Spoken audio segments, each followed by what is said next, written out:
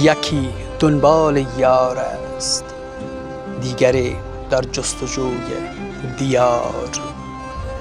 آن یکی غرق شهرت و افتخار و من ساده دل تنها در پی معنای یک زندگی بیقرار. یکی آرام در آغوش یار، دیگری گرم خانه و دیوار. آن یکی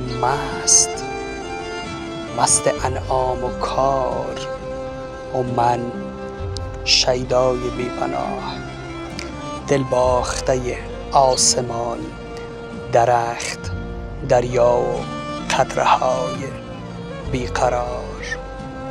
دریا و قطره های بیقرار.